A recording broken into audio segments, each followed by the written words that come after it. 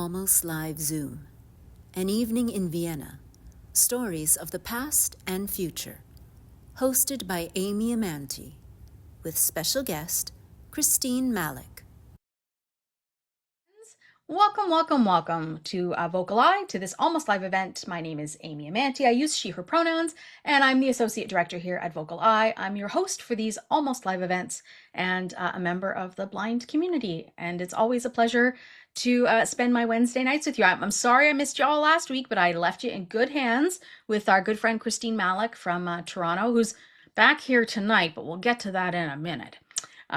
Before I bring her out into the space, I just want to extend a big thank you to you all for joining us, for sharing your time and your stories in our social time together and after our programming, sharing your testimonial letters, your hard-earned dollars, all of those things. If folks happen to be joining us on our YouTube channel, we hope that you hit that like and subscribe button and join us on our newsletter. And if you show up at a theater here in Vancouver or Metro Vancouver area and you want to try what live audio description is like in theater, just come over to the table and say hi. And if there's an extra headset, you're happy to experience it. We're happy to let you experience it. All right, my friends. So VocalEye is broadcasting to you all from the traditional and stolen lands of the Coast Salish peoples, in particular the Squamish, Musqueam, and Tsleil-Waututh First Nations. So my land acknowledgement might seem a little bit long tonight. However, I think it's contextual to what we're doing, and I didn't want to oversimplify it. So this is a big sort of layered topic, and I wanted to do a little bit of fact-finding, searching, answer some questions about Indigenous folks and colonization and the representation. My Google search was the influence of European like music on Indigenous cultures. And so I was corrected quite quickly. And I'll explain to you how this works. So it's important, I think, to approach this with care because when we use the word, quote, influence, that comes through a very colonized lens. So through colonization, coercion, and cultural disruption, that's it's not an exchange, right? So the air quotes influence was not an invited exchange from Europe with Indigenous folks. In North America, this is a North American context for Indigenous folks. But here is some stuff I wanted to share with you that I pulled out from some reading. So before contact, so before settlers came to the Americas, Indigenous music was distinct. It had musical systems across the Americas. So Indigenous nations already had this deeply developed musical sense of tradition. It was rooted in land, ceremony, language, and community. Music wasn't just about entertainment. It was about law, memory, spirituality, and relationship. These traditions included things like complex vocal styles, often using not a fixed verbal language or fixed lyrics. They often used hand drums, rattles, flutes, and body percussions, songs that were tied to specific families, territories, or ceremonies. The rhythms and structures were very different from European harmonic structures. European arrival, so after contact, music was used as a tool of colonization. So when Europeans arrived, starting in the late 1400s, they brought with them church music, hymns, choral singing, Western instruments like violins and guitars and pianos, those kinds of things. Concepts like harmonies, notation, and fixed scales. The missionaries in particular used music as a way to convert and to assimilate Indigenous peoples. In many places, though, Indigenous children were, as we have come to know here, very particularly in British Columbia, but across Canada, about residential schools. So some of these European settlers would use this type of music to erase Indigenous culture and music and lyrics and all of the things that they knew. They discouraged it. They outright punished it. and punished folks for singing their own songs and forced their children into structured missionaries and residential schools. This is a long, deep history in the Americas, which I'm sure many of you have heard. So music became part of a broader system that was aimed at erasing indigenous culture and identity. And then we go on to adaptation and resilience. So this is where it gets, for me, really quite interesting in a modern way. So despite this pressure that indigenous communities, they didn't just lose their music, and I lose in air quotes. They didn't just lose their music. They adapted. They resisted and reshaped what music was and how it came to be in their culture. So some examples of this are things like the fiddle tradition, especially for Métis communities. The European violin became very central to Métis culture, but it's played in distinct indigenous styles, so rhythmically driven, tied to dance, often faster and more percussive than European classical forms. It's not, quote, borrowed, it's been indigenized, which was a term that I really loved. Indigenous rhythm singing, so we're looking at Christian hymns, which were translated into indigenous languages. Singing styles were often shifted to include indigenous vocal qualities and phrasings, and in some communities, hymns became part of a local identity rather than purely colonial imposition. So I could go on, but one of the most interesting things that I found in my reading was this contemporary fusion. So many indigenous artists blend traditional singing, drumming, and language with rock, hip hop, classical, and electric music. And so for indigenous folks, what I read was that this isn't just stylistic, that this is often political and cultural reclamation through music. So I think that it's like some of us in the disability community are reclaiming language, and for folks in indigenous communities, there is a reclamation of reclaiming culture and history through a indigitized lens of blended music, a reclamation of that. So I thought that was super interesting.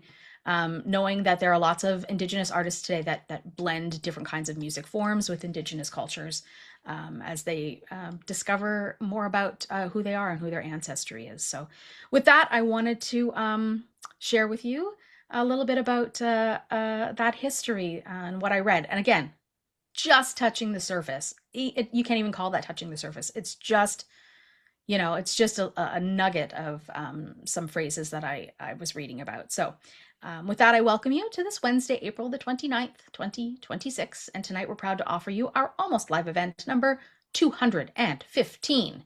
Of course, with our special guest, Christine Malec, An Evening in Vienna, Stories of the Past and Future. Christine, come on in. Hello. I'm so happy to have you. Hi, And of course, last hi. week I didn't see you, but this week I get to see you. No, last week I was the guest host. This week I'm the guest guest. The guest The curator. guest. Yeah. Good, just the guest. Your land acknowledgements are so thought-provoking and carefully done. I really admire. You're my inspiration for writing thoughtful land acknowledgements. Thank you for doing those. And it really struck me how this highlights the power of music and that Yeah. music, the power can be used for the dark side sometimes. And Mhm. what you were describing, it made me think also of music in a military context, which is used to sort of inspire people to do scary things. And it it Yes. it all ties back to how powerful music is, how universal it is, and Mhm. how powerful it is. And so I, of course, always want to focus on bringing that power, the power for good, using the Mhm. power for good. But I think that's a really interesting and provocative reminders. Many things that you said were really, really interesting to me. I So thank always you for read so those. many different things, and it's hard for me to decide, oh, should I share this or should I share that or Mm-hmm. should I share this? Mm-hmm. But that's why tonight was a little bit longer, because there's some systemic stuff in there that it's like, well, you can't just say that without sort of unpacking it and then showing Yeah. what's happening today. Yeah. So it's just a little nugget, and if people want to go ahead and ask the good old www, um, you'll find lots of interesting things and lots of interesting indigenous. You could just Google modern indigenous Hmm. artists, fusion artists. There are Hmm. so many really interesting indigenous musicians. So Yeah, it's happening in Toronto too. There's some yeah, great upcoming stuff with Sultans of String and working with Elder Duke Redbird and beautiful. It's beautiful yep, collaborations. yep, yep. Well, you're going to share with us a bit about your journey to oh, what did they say? Over the pond? Your journey to Europe, because we're focusing on Vienna, obviously, the past and the future, as you Yeah. creatively put it. So let's maybe start off by you sharing with us what this is we're going to be experiencing and what sparked the the the concept of Hmm. Europe and Vienna and musicians and all of that kind of Yes. stuff.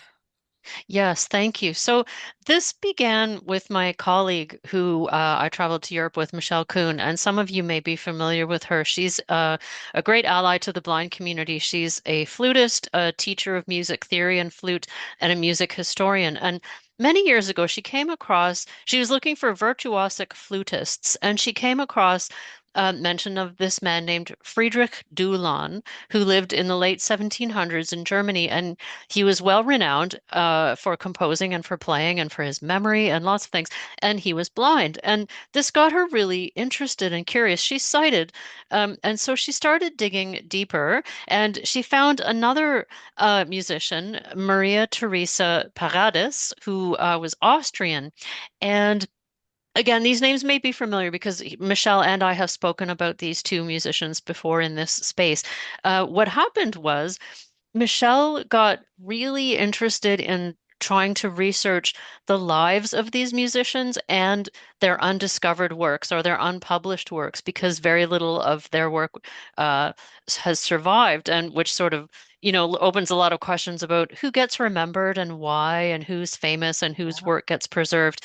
Um, and so we applied for a Canada Council Research and Development grant, and the intention was to travel to Europe for research purposes in a couple of different ways. Now, Michelle's interest is as a music historian, as a musician herself. She wanted to look in the archives, and she did, in fact, find some things that were previously unpublished. We're going to hear a bit more about that later. And my interest was is to I'm primarily a storyteller. I'm a musician, but I'm a folk musician. So, not a classical musician.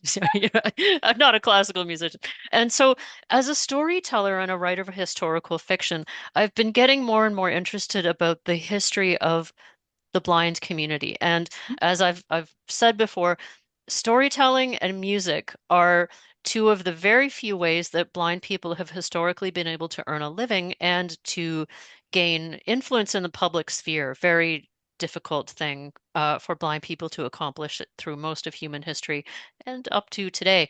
And so, as a storyteller, I wanted to go to the places where these two people had been, learn what there was to be learned there about what it felt like to be there.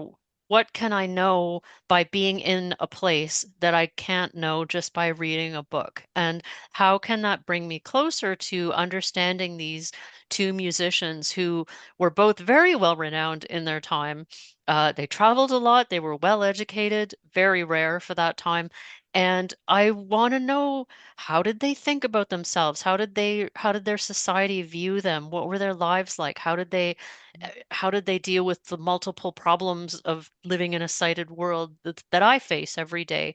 And so my goal was to make those connections, learn some things, and tell stories. And so I've come back with a head full of ideas and experiences that were truly incredible. And I I've really come to understand. I used to, when people would say, and thanks to the Canada Council for the Arts for the funding, I would always go, I'd be a bit bored, and I think you're doing that because you have to. But no, now I say this with my hand to my heart. I am so grateful that I was able to that I'm able to live in a country that values knowledge and disability and art enough to pay for me and Michelle to go to Europe and also to pay for an assistant to come with me to for accessibility.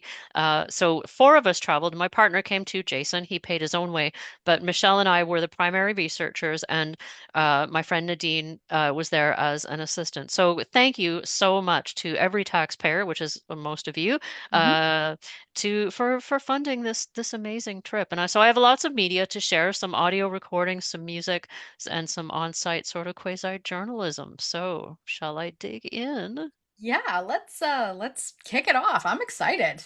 All right. So, what I want to do first is, Rick, I'm going to ask you to share the zeros there. So, what's going to be on the screen is an image that is our sort of logo, and you're going to hear some audio, which is synthetic speech describing the image using AI. So, go ahead with the audio file, Rick. Thank you.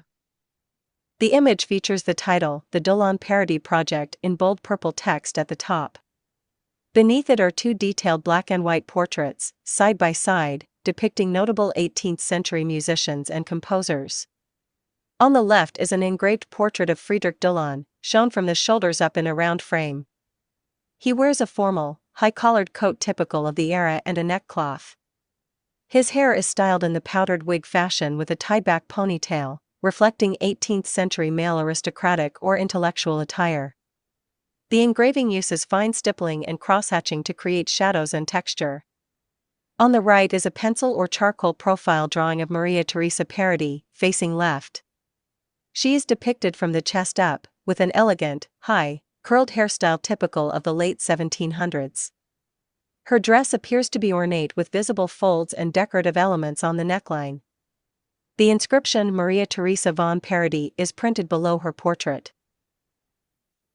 All And right. so I'm going to tell you a little bit about these two people, and then we're going to hear some different types of audio that I collected, and I'll share some travel stories with you. Friedrich Ludwig Dülon was born in Oranienburg, Germany in 1768. His father was a tax official, so the family wasn't poor, but they weren't in the upper class. And Dülon showed he was a prodigy of the flute very young, and he was taught very young. He had a prodigious memory, very famous for his memory. He could hear things and reproduce. He was a contemporary of Mozart and Haydn and C.P.E. Bach. He met C.P.E. Bach, who's a son of Johann Bach, when Dülon was young. Bach was very impressed with him. Dülon traveled extensively to perform. He wrote an autobiography, very rare for that time, and we have two of three parts of it, and part of our project was translating. So we have those translated, and it makes for fascinating reading, I can tell you. So Michelle's planning to publish that, and he talks extensively about what it's like to travel in the late 18th century, and grueling, even if you are wealthy, which he was not.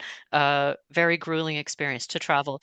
Maria Theresa Paradis was born in 1759 in Vienna. Her father was also a tax official, funnily enough. He worked closely with the Empress Maria Theresa, uh, and this gave, so Maria Theresa Paradis was named for the Empress Maria Theresa of the Habsburg family, and they knew each other. The Empress was a patron of Paradis and gave her a pension to support her during the life of the Empress, which is a very great honor and a bit of financial stability for a woman, particularly a blind woman. Very good thing to have. Um, I'm going to, so when I wanted, we couldn't go everywhere. We couldn't go to Germany. And Right. so we decided that Vienna was going to sort of be where we would start. So our trip was 2 weeks. It was Vienna, Innsbruck, Paris, and then Amsterdam, which was not really under the grant money. We paid that our own way, but it was just part of the European experience. And we chose Vienna partly because the archives were there that Michelle wanted to look in and find things in, but also because it was very much the cultural hub of Europe at that time. The Empress Maria Theresa ruled between 1740 and 1780, and she created stability and a lot of social reforms that made Austria a pretty good place, relatively speaking, for the time. And again, a patron of Paradis. And so Paradis was a piano player, a singer, and a composer. She composed operas and piano pieces. Um, and so when Michelle and I were there, we wanted to we wanted to listen to classical music, but particularly in really interesting performance venues or historic performance venues, of which Europe, of course, has many. And so the first bit of audio we're going to hear is at a place called Auersperg Palace. Uh, now, this is a concert venue. It was a private residence. As a side note, the family who owned it during the war made it a refuge for the resistance, which is very interesting history. And then after the war, it became public property, and they host a lot of different kinds of events there. There's a hot yoga room, and there's some dining rooms, and several performance spaces. They do what sounded like raves kind of things there. And what we attended was a concert, mostly Mozart and Strauss, because Strauss was Viennese as well. And so we're going to come back to the music part, but what I want to play is the the the image. We're going to get Rick to please start showing the image for 00 there, 02, and we're going to hear an image description and some talk. Michelle and I were able to tour around the palace a little bit beforehand. We got a little special dispensation to sort of poke around, and we found ourselves in this beautiful library that Michelle really loved. So what you're going to hear after the image description of the palace is about 4 minutes of us in the library of Auersperg Palace. So if you can play the audio, please, Rick. The image shows Auersperg Palace, a grand historic building located in Vienna. The palace features classical architectural elements, characterized by its impressive facade adorned with two large, golden-colored Corinthian columns. These columns have intricately carved capitals and support an ornately decorated entablature with sculptural details, including a central relief or ornamental design in the upper section. The building's exterior walls are light-colored stone with decorative moldings and pilasters adding to its classical elegance. The roof is steeply pitched and covered with dark tiles, with a decorative lamp post perched at the roof's corner, adding to the palace's historic charm. Above the entrance, the words Auersperg Palace are visible, indicating the building's identity. In the street scene around the palace, there are several elements contributing to the urban context. There are traffic signs including no parking and direction signs mounted on poles near the entrance, along with a few cars parked nearby and one partially visible on the right side of the image. Bare trees line the sidewalk, suggesting the photo was taken in late autumn or winter. Pedestrians are seen walking along the pavement, some near the entrance, which appears to be a busy pedestrian area. Adjacent to the palace, there are other buildings with similar classical influences, blending harmoniously into the architectural landscape of the area. The overall scene captures a blend of historical grandeur with contemporary urban life. So these beautiful, if you feel right here, wooden cabinets, they're very, very tall. And inside, we won't open it, but they're bookcases. Oh. Huge, big bookcases. Very ornate. So this is one panel if you go over to the left here. So that's one panel, and there's just stuff in front of the other panel, but there's two panels to it. Wow, beautiful. And we can't quite go over here because there's stuff here, but there's I wish I could show you that. Wait, I will. Oh, thank you. Oh. Oh my gosh. Here, I'm going to show you this. This is a window, but it's got a wooden shutter. Oh, but that's a window. Can we open it? If it's possible. It's like. Oh my gosh, look at this. So I just pulled it back. Come over here. Oh. Yeah, and there's a window there. Oh, okay. And it's huge. It's very tall. And this is in almost every room, not exact the same color. It's like dark brown. Okay. This room is more darker. It's like Up here. There. That's how you would open the window. oh, It's just beautiful. Yeah, the wood goes right up to about 6 feet below the ceiling. oh. Whereas it's not like that in another room. Oh, it's gorgeous. This room is really the most beautiful room. Yeah. In my opinion. It's When beautiful. was this built? 1706 Okay. to 1710. Thank you. I say it correctly. That's Okay. excellent. Oh. Oh, I love these shutters, these wood shutters. I have a question for you. Is that original? Yes. It's a stove. It's not a stove. Yes, It's there's a warmer. one also here. Oh, come over here. Yeah. Sorry. Maybe I can move it a little bit. Then you can Oh, okay, over there. Okay, that's probably closer better. Yeah. So this is a way to heat the room. Yeah. Of course, obviously. Yeah. But it's really cool. There we go. Okay. You just go to my left. Get a little. Keep going. Okay. All right. And then here's the stove. Oh. So down here is the grate. Oh, in open there? This, yeah. Open, and you okay. put the wood in there, Yeah. or the coal or whatever they use. So it's broader at the bottom, Yes. I guess. Yeah. And it's quite detailed. If you go up, it's quite tall. It's about, if I stood on your shoulders, I could just touch the top. Oh my gosh. And behind it is I think it's like a, I can't see what it is. Oh, sorry. It looks like it's at least an indent in the wall so that the heat doesn't burn anything. Oh. Yeah. It's so ornate. It's so Right. curled and Yeah. embossed and textured. It's very textured. Sorry, that's fine. And below this, where you would put the coal or wood in, Yeah. if you keep going down, that's where you would take out the ashes. Oh, of course. Okay.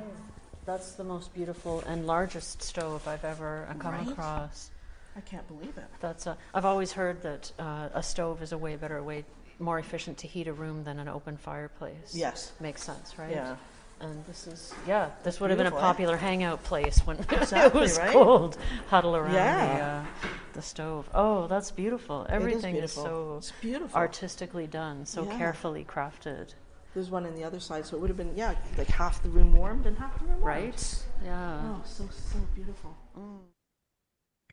And so ornate, decorated, elaborate, those are words that are just going to keep coming up over and over again. And the thing is that as a non-sighted person, I think a lot of it, even so, was kind of lost on me. But even the few things that I was able to touch or have described, the detail, every space on historic buildings is covered with art and carving and artistry. And it really struck me in a couple of ways. One is you could sort of see where the Reformation was what they were on about, saying like you don't need all this stuff to have a relationship with God. This art, it's a bit over the top, because there were times where I was like, well, that's a lot. It's a lot. And my sighted friends would sort of say too, everywhere you look, the eye is filled with artistry and artifice and detail. So those words, they're just going to keep coming up again, but appropriately so, because Right. at the time Vienna is the center of arts and culture. Well, Paris might have fought with them over that, and we'll get to Paris, but the Vienna was definitely had a reputation, and people who lived there absolutely believed it, that their city was the heart of arts and culture. Um, and one of the places we went was called the Welt Museum. And the reason we went there was it is the home of a composing board used by Maria Theresa Paradis for composing her music. And I'm going to tell you about it, and then we're going to hear a bit of audio of Michelle describing it. So this is a piece of technology that is absolutely brilliant, and it really moved me. So I'm going to describe it first. Um, it's there's going to be a photo with some description, but it's a wide board, about 1.5 meters wide. It's about not quite a meter uh, deep, and then a few inches thick. And it's made of wood. It's got metal strips across it, and the metal strips are laid out like musical staves, one above the other, a right hand and a left hand. And so a musical staff is 5 lines divided by 4 spaces, and then you can put notes above and below. And what this board had is each line of the stave and each space between the lines was a strip of metal with holes, many holes in it. And above are compartments with pegs, and the pegs have various different tops to them. So when Paradis was ready to compose, she had a song, something running through her head. She could sit down at this board, sift through the pegs, pick out the appropriate peg, and put it in the appropriate place. So the top of the peg is denoting note value and its placement, like the length of the note, and its placement on the board tells you what the note is. what she could end up with was 8 bars of music laid out, and her musical partner would transcribe for her. And so this was a tactile way before Braille music, that this composer, this brilliant woman, could write down what was in her head without immediately needing to dictate. She could do this in the privacy of her own mind, which I loved, because sometimes it's hard to create out loud. You want the privacy in your own mind. And so in the Welt Museum, under glass, is her original composing board. And below that was a replica that I was able to touch. And so, um, Rick, if we could move to the 03s, what you're going to hear is a description of the photo, and then a little synopsis by Michelle of what the composing board looks like. So go ahead with the audio, please, Rick.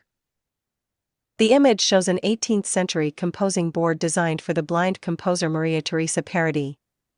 The board is rectangular and dark colored, laid flat inside a glass display case. It features 2 parallel rows resembling musical staves, with a grid-like pattern of evenly spaced holes or indentations along their length. Small peg-like pieces, varying in shape and size, are arranged in a neat row below the board. These pegs could be inserted into the holes on the staves to indicate musical notes and their values, allowing tactile composition. The board rests on a turquoise base, with part of a printed text visible nearby. The surrounding area includes wooden flooring and a pale wall, emphasizing the historical significance of this tactile musical tool. Okay, so the composition board has the 5 lines. Raised, in between is unraised, which is not a word I know, which would be the flats and the sharps. And then there's a space between the treble and bass clef, which has enough to put middle C, the D, and the B in, flats and sharps. It has a metal treble clef and bass clef at the front. Bass clef just being a backward C. Now what do we decide? So just a round peg, a small round peg is a half note. A peg with 1 dippy-doo thing in the middle and 2 thingies, two hard thingies, what do you call those things? Prongs. 2 tips, 2 prongs is a 16th note. A 8th note is, what does that look like? 8th note is kind of a wedge. And a 16th note, and a dot after it, put a dot after an 8th note is a little cone. And then the 16th note has the 2 pokey fingers. And then a quarter note is a raised rectangle. And a rest, how do I explain that? It's like a little square with a thing in the middle where you pick it up with kind of fun.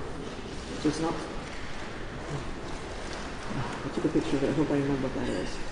So there's 35 rows for pegs. That makes sense. Oh, okay. How does that make sense? Why does that make sense to you? Well, 'Cause because you'll be able to go up, like, so the top's F. You got F, A, C, B, F, A, C, B. Yeah, because they didn't write that high back then. That was about too high, how high they would normally go.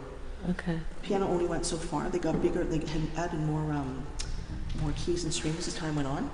Because that early piano had 4 octaves, Yeah, but a later piano would have more. more. Yeah. What would you call that? A metal thingy that you dip down for the bar lines. So crossing this raised metal bar crosses the horizontal lines Yes. to make bar lines. It looks like she has 2 of these. There's 2 of these here, so she could have done 16 bars at a time.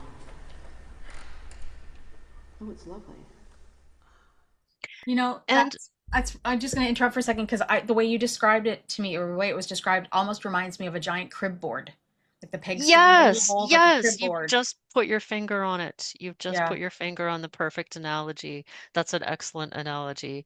Um, and I have to say, this was one of the most moving experiences for me. And you might not think so on the surface, but the reason is that all of us as blind people have had people in our lives who, sighted or not, but people who were allies and who could see that we had reached a barrier and brought their ingenuity and creativity to mind and thought, how can we cross this barrier? How can we make this not a barrier? And I know who those people are in my life. You know who they are in your life. And standing in front of this composing board, imagining this genius woman able to compose in her own mind, in the privacy of her own mind, because her colleague collaborated with her to craft this board, to design it, and then to have it crafted.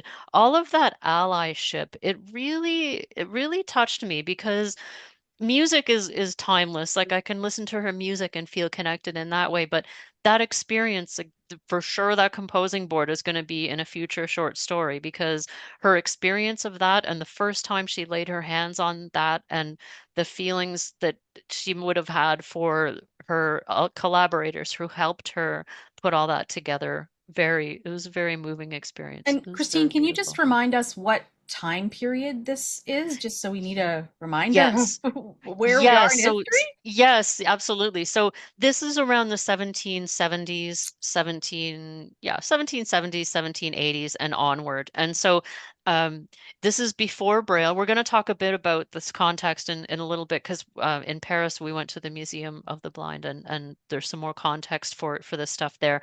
Um, uh, and so no Braille, no music Braille, no tactile writing system unless you had invented your own, which Dülon also, not coincidentally, he had an ally at the University of Dresden, and he did the same for writing. That's how he wrote his autobiography. So these things were happening in a sort of contemporary, a contemporary way.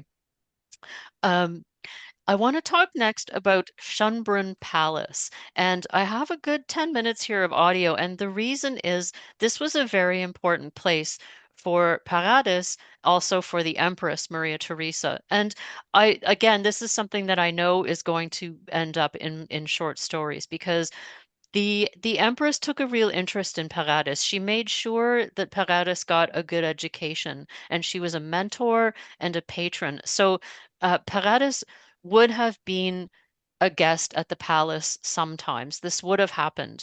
Paradis's father was a tax official who helped in a lot of the reforms that the Empress implemented.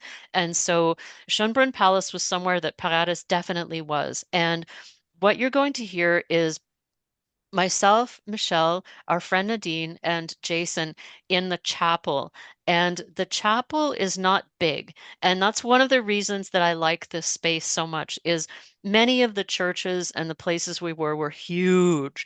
And this chapel, while still elaborate, had a more homey feel. It was the chapel of the palace. If you lived at the palace or visited the palace and you were going for services, which at that time and place were Catholic, this is the chapel where you went. So Paradis definitely was in this space. The Empress Maria Theresa, her mentor, also in this space. So Rick, if we can move to 04, we can have a look at the image, and you're going to hear again the image description, and then the four of us as guests at Schonbrun Palace with some descriptions by Nadine and Michelle of the space. So go ahead with the audio. Thank you, Rick. The image shows a small, detailed miniature model of Schloss Schönbrunn in Vienna. The large palace building sits on a smooth, black oval base on a wooden plank floor. The palace model is painted mostly tan and light brown with darker brown sections, and it has many evenly spaced, narrow vertical window-like details across the front. The roof areas are dark, and the building's shape steps in and out with several wings, giving it a wide, spread-out footprint rather than a single block. Near the center, there is a recessed section with a curved, arch-like opening that suggests an entrance courtyard or gateway. Along the front edge of the base, there is a raised, textured green strip that looks like landscaped grounds, with small patches of other colors, including red and yellow, embedded in it. On the front of the black base, a gold-colored nameplate is attached, with the text, Schloss Schönbrunn Vienna. She said, be prepared. The air is different. The air is different, okay. Yes. Please be aware that you cannot go further, okay? That's it. Thank you. Thank you so much.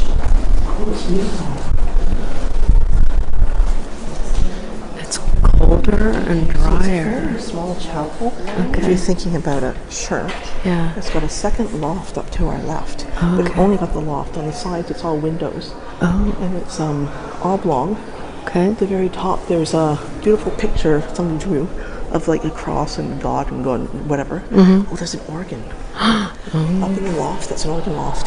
There's an organ up there, very ornate, but not huge. Big, but not huge.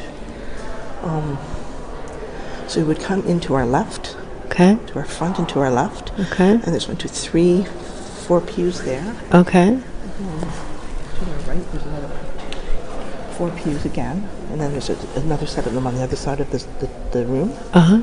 I don't know if you can feel. Like, here's the edge of the pews, right here. Yeah.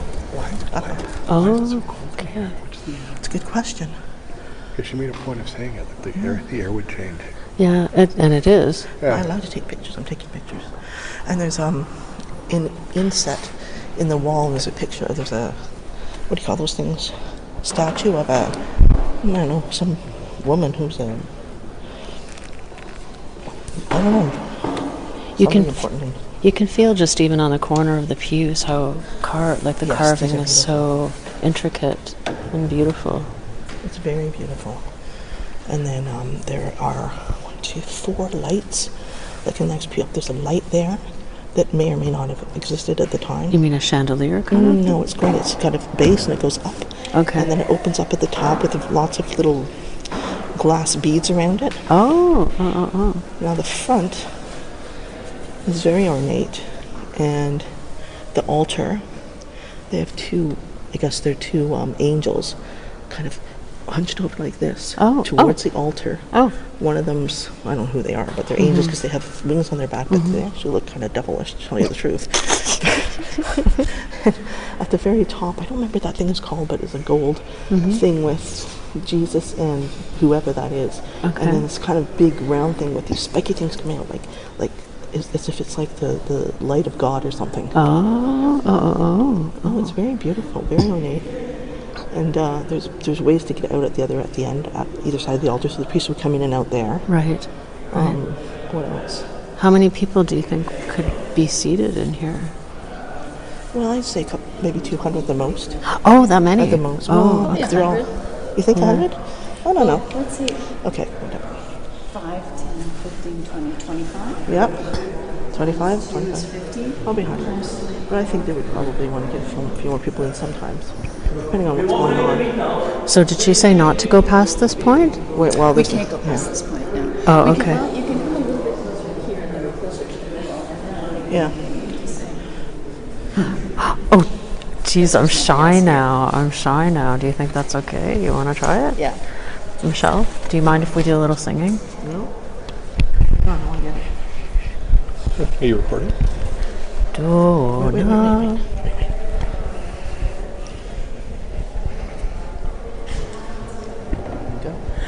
Dona Nobis Pacem Pacem. Dona Nobis Pacem. Dona Nobis Pacem Pacem. Dona Nobis Pacem.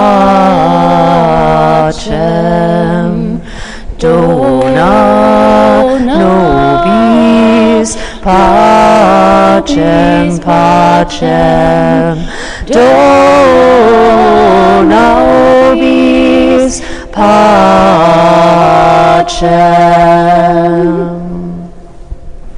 Well, that was beautiful. Nice, eh? Nice. Wow. It's the marble. The marble like sucks it and bounces it. Well, it's also this. Yeah. The It's more dome. this. It's where the sound can go to. Right, acoustics has a lot to do with where your ceiling is. Yeah. Okay. And I gotta take a picture of that ceiling. It's unbelievable. So is there art on the ceiling, Yeah. on the dome? Just the one thing I told you about, a picture of God and everything, Oh, angels. okay. Yeah. But there are all carvings and stuff up there too, so we spend a lot of time Yeah. making that beautiful. It's about Yeah. three stories. Ooh-wee. That's some hard artistic work. It sure is. Well, 3 church stories, which are very high. Oh, yeah. Like, I would say it's a lot taller than a 3-story house. Yeah. It's probably double a 3-story house. Okay. And the gold is real gold. Yeah. Like, there's a shit ton of real gold in here. Well, they've got ropes on it. This is roped off, eh? Yeah, I'm standing with the rope against my legs. So where do you see the gold? Like what? How does it? The gold is on the statues and on the angels. There are baby angels that are the size of a 4-year-old. They're real size. Oh, okay. There's a concession booth over there. Not concession, confession booth. Oh, yeah, a full confessional. Oh. Like a phone booth, but for confessions. Confession. Yeah. Oh, okay. That was a stupid thing to say, but you know. I was looking for, where they might have the baptism, like an altar thingy, like a font. Thing of font. Yeah. That's what Yeah. I don't really see one. Maybe they only bring it out when there's a baptism. She had 16 children. There were a lot of baptisms. They just might as well have left it out. Where does the light come from in here? Are there windows? Is it stained glass? There's stained glass, yeah, but not ornate. So it's just tiny little triangles and elongated parallelograms, I guess. Yeah. And it's white and green with a blue trim, a blue and red trim around it. Oh, that's the blue and the pink. Probably. Oh, yeah, you're right. You got the that building right. used to be blue and pink. Oh, good call. And so there's blue and pink around the trim of the stained glass. Yeah. Cool. There are what else is called candle sconces all along too. Oh. Right. 5, At 6. night they would have candles on, and in the middle too. These are oil lamps, aren't they, or are they candle lamps? I think they're real lamps now, but I think they were probably some kind of an oil or candle lamp at the time. Little chandeliers. Yeah. Little tiny But chandeliers. yeah, they have about 10 sconces. Oh, okay. And then there's beautiful, big, tall candelabras at the front on either side of the. Actually, you can see one behind you here if you want to see it. Excuse us. Oh, tall metal. Oh, there's dangling crystal. Oh.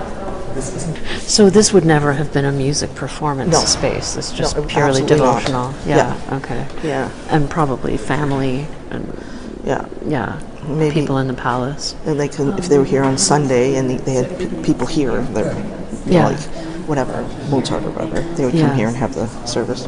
Yeah. Family chapel. Imagine having a chapel like this. So when you walk in as a, North American and not necessarily a Catholic, what's your first emotional reaction to it? It's very beautiful. Yeah. It's very special. They put a lot of thought into these, I think. Yeah. It's like I could show you around a bit. It seems like every surface is considered and decorated. Yes. Yeah, there's no plainness anywhere. Nowhere. Yeah. And these doors. I mean, you could stand on top of Jason's shoulders, and I could stand on top of yours, and I'd be able to touch the top. That's how tall the Oh doors my are. God. Or maybe you could, if you tap on your tiptoes, you could touch it. Yeah. But that's how high it is. Okay. No, I think you need 3 people. Yes. They're huge. Okay. So these would sometimes be closed. Yeah. Yeah. Maybe during services. Yeah. It would feel very different in here with the doors closed. Yes. Yeah. Very intentional space. Yeah. So Maria Teresa Paradis would have been baptized here because her father was an official of the Empress.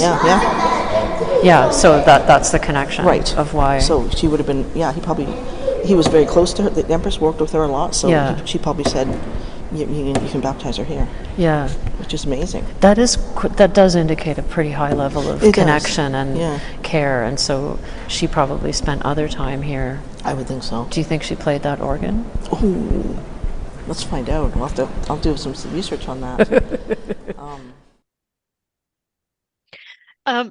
So the acoustics of churches are something I want to remark on, and I'm kind of sorry now that I left that singing in because the mic was too close and it didn't sound very good, but it's something that the first time we walked into one of those churches where my sighted friends were sort of just jaw-dropped by the art, I mean, it was kind of lost on me, I have to say, because I'm blind. But what I noticed right away was the acoustics. And so my friend and I, Nadine, we sing together pretty often. And we got into this bit of a little habit where when we were in beautiful acoustic spaces, which always ended up being churches, we wanted to sing. And what better to sing than a prayer for peace? And so if we have time later, there's a much better version of us doing that in a smaller church, very beautiful places for song. And it really reminds us that at that time and place, classical music at least was very much a thing of the upper class and the wealthy class, very much tied to the elaborateness of the art. So the next clip is very brief, but it's one of the most thrilling, perhaps, because it's a piece played on the flute by Michelle, which she found in the Vienna archives. And it's a small song by Paradis. A small song in German is called a Lied, or Lieder, or is the plural. So it's a very short song, but unpublished, but still existing in the archive. So Michelle got a copy of it. She On our last night in Paris, we snuck down into the breakfast room and looking at the score on her tablet written in, 18th century confusing font, she did some sight reading and she played this little piece which was meant for the piano. She transposed it to her flute and literally, we may have been the first person to hear it, people to hear it in that breakfast room in Paris in 250 years, which is pretty thrilling. So the photo that's gonna come up is just the our logo photo, but which was described earlier. But Rick, if you could play the audio for number 5, please.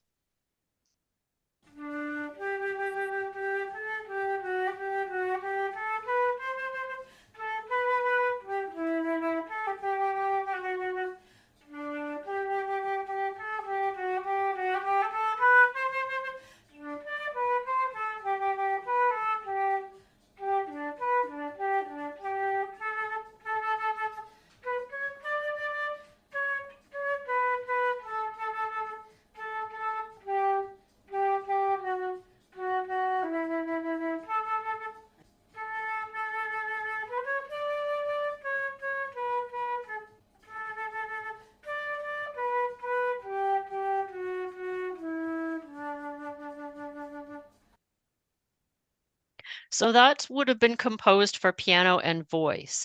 And one of our long-term goals is to translate some of the lyrics, if we can find them, into English and to do duets with Michelle on the flute and me singing in my not classically trained voice, but in a folk musician voice. And we've experimented with one and we had a great time with it. It was very fun to do. So more to come. Um, we moved on in our trip to, we're going to dig a little deep away into Paris for a little bit because we went to Paris because it was the competitor at that time in the late 1700s for, cultural capital of Europe. And anybody who was anybody, even if you were Viennese, you went to Paris. And so Maria Theresa Paradis did go to Paris. She performed there. And while she was there, she met a wealthy philanthropist aristocrat named Valentin Howie, and he was very impressed by how well educated she was. Very rare, even for women, but for a blind woman, it was extraordinary. And education for blind people at that time was very much vocational. If you got any education, unless you were wealthy, then maybe your parents would hire you a tutor. But for the most part, you would be taught a trade, and it was not even considered whether you were capable of learning more or how that might be accomplished.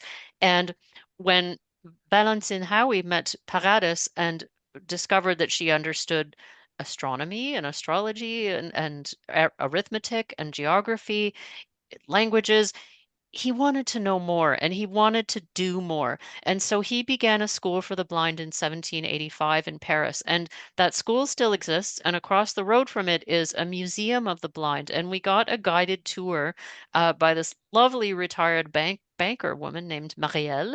And we managed between French and English, we managed to do okay. And why I want to talk about this is because this was very much an idea and a set of technologies that was emerging. There was not, Braille didn't exist yet. There was not one way to teach blind people. It wasn't even clear whether you could teach blind people. So, for example, one of the first things that we were able to touch was a book from the late 1700s. It was big, it was covered in fabric, the paper was very parchmenty, very thick, and it was embossed with letters. And this was one of the early experiments. And for me, the font was undecipherable and it was also in Latin, so I was never going to be able to parse what was on the pages. But these pages still existed 200 years later, 250 years later, they still existed. The parchment was so well treated. And so there was this very early experiment. Then the museum moves on to early iterations of Braille and writing systems and technologies. And so one of the things that confronts you as soon as you walk in is this globe, and it's absolutely gorgeous. I was drooling over this globe. I think globes are something every blind person should have. And so if we can move to number 6, Rick, we're going to hear a description of the photo and then a few minutes of me gushing in front of the globe about how beautiful it is. So if you can play the audio, thank you, Rick. The image shows two people standing near a large antique terrestrial globe mounted on a black wooden stand with intricately turned legs. The globe itself is dark in color, possibly black or deep brown, with raised or engraved lines marking latitude and longitude, and large rectangular panels covering its surface, which might indicate map sections or cartographic details. One person, dressed in a black jacket and beige pants, faces the globe with their back to the camera, while the other, partially obscured, stands behind it.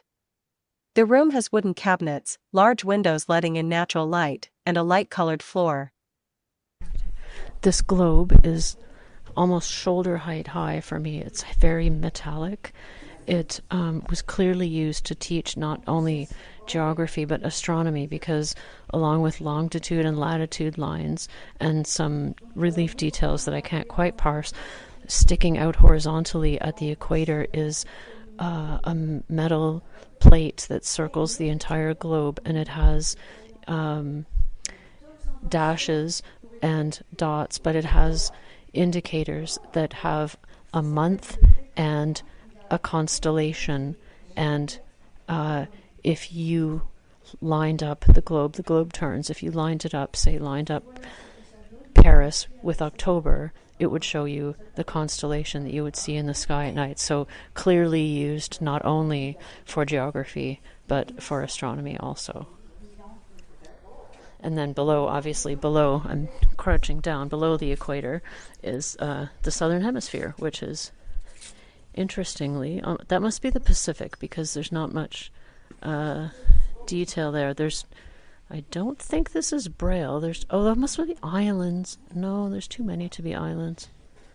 Yeah, there's dots, but I'm not sure what they're indicating, but there's not too much relief on the spot where I am, so I'm gonna guess that's the Pacific, and I'm turning clockwise, so possibly I'll get to Asia, but the markings on the globe itself are not discernible to me, but very heavy duty. It's this would weigh 100 pounds or something if you try to pick it up. And then at the top there is a needle that would be like a compass, and there are marks along a horizontal little plate that's at the top of the globe which indicate degrees, and they're not in symbols I can parse, so I'm not sure what's what. Because they go 1 through 12 and then 1 through 12.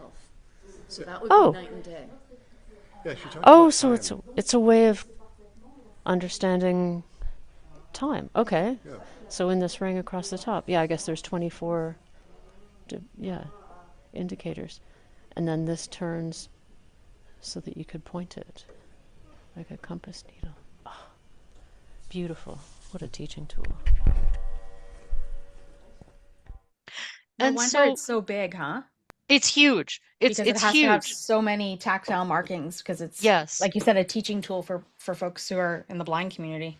Incredible. Like it was very emotional for me because I, mm, to think about I'm a curious person. I like to learn things, and until these devices were created, there just wasn't necessarily a way for blind people to know things, and to see the early iterations of this stuff was really, really compelling. I have one more device that I want to share. It was a device to convert Braille to print. So say you wanted to communicate with someone who's sighted, and you're a Braille user. This device was developed by someone in Germany, and again, it speaks to the fact that there was no uniformity. People all over Europe were trying different experiments, different iterations of technology to achieve communication and education between blind people and sighted people. So, Rick, if we can look at number 7, you're going to hear a couple of minutes of description, the image description, and then some on-site stuff with Marielle. So play the audio. Thank you. The image shows two people examining the internal mechanical parts of an early 1800s device designed to input Braille characters and produce them in print. The machine has visible gears, levers, and a cylindrical roller, all mounted on a wooden base. One person's hands are pointing at the central gear mechanism, which features small metal components for precise movement.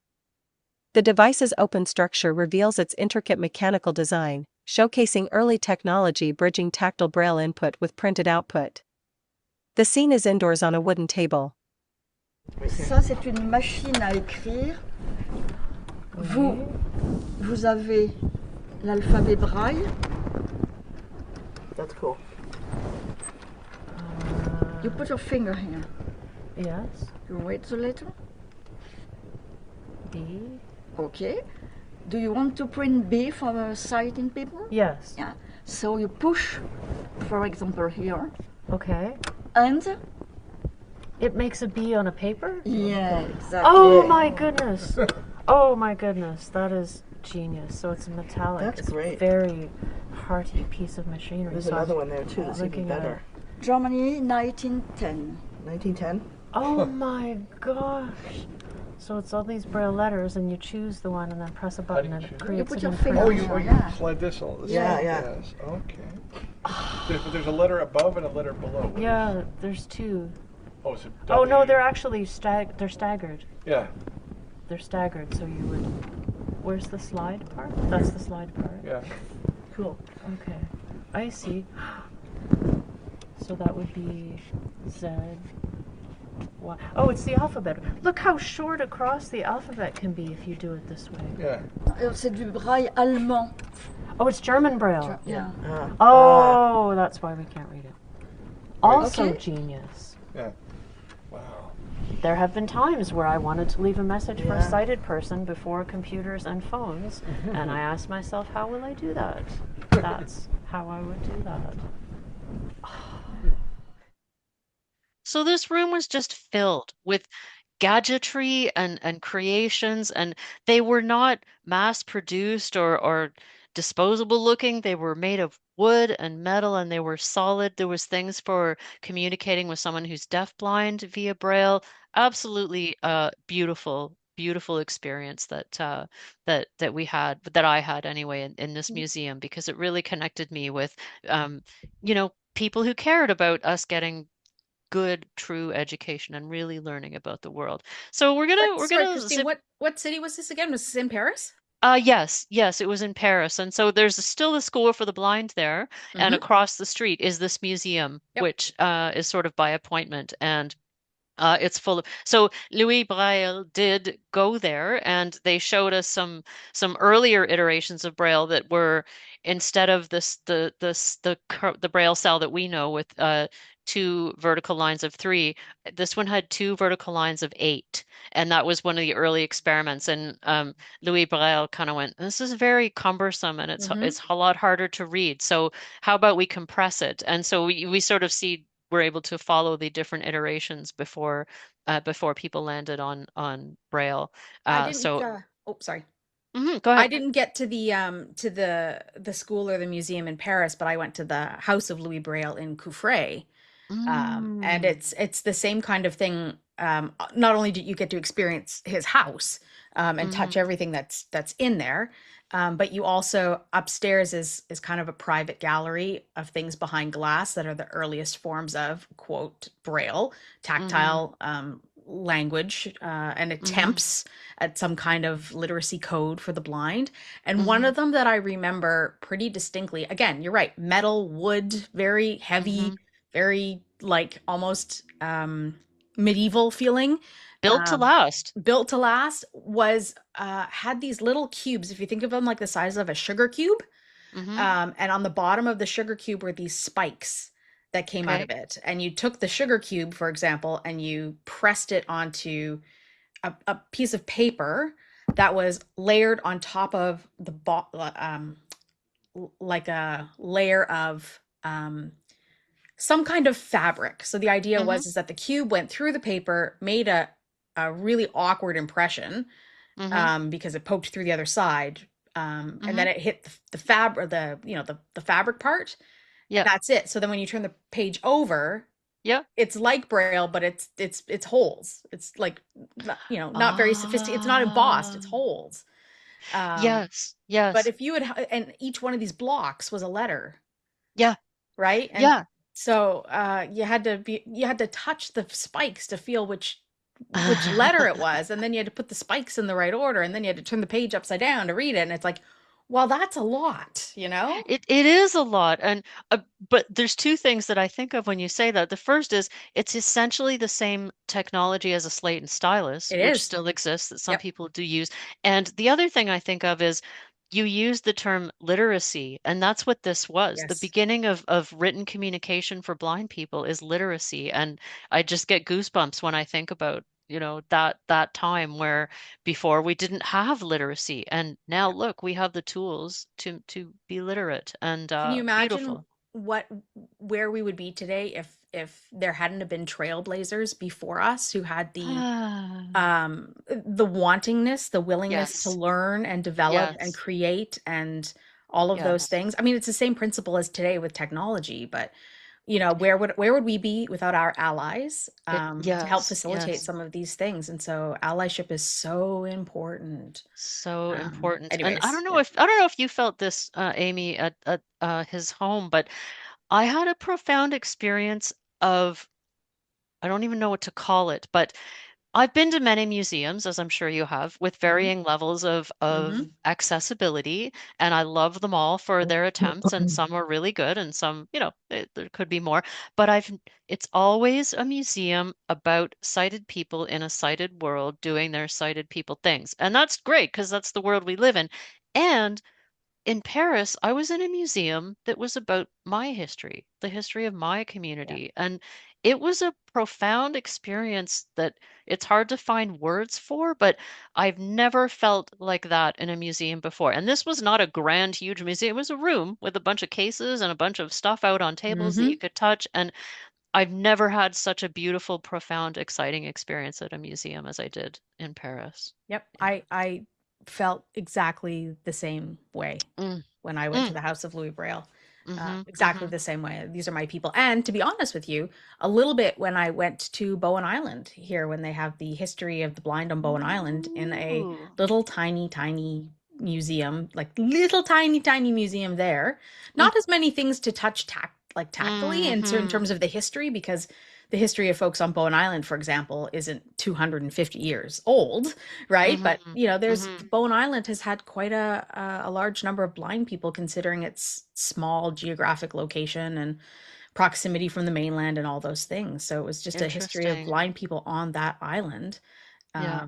So, anyways, when you are in a place that feels so relevant to you, I can only like we've had a lot of systemic history in disability communities, of course, but I can only Mhm. imagine what it's like for other folks of equity seeking and equity deserving communities when they're in Mhm. spaces that have their cultures represented, both in a like celebratory way, but Yes. also in a way that's like traumatic and devastating. Yes. right? Yes. So it's anyways, I understand exactly what you're saying You in felt terms of it. that. Yeah. You felt it too. Yeah. Yeah, it's profound. And I did not expect it. I just thought, oh, No. this will be interesting. And it was Yep. so much deeper Yep. than I expected. All right, I'm gonna let you carry on. Yeah, so on a lighter note, we're going to hear some music, and the music we're going to hear next is very interesting because it's played on a glass harmonica. So I'm going to describe what a glass harmonica is. It was invented by Benjamin Franklin. Picture a frame with a horizontal wooden bar, and affixed to the bar are a series of glass bowls tilted on their side, and they're nested inside each other. So from left to right, the bowls are going from bigger to smaller.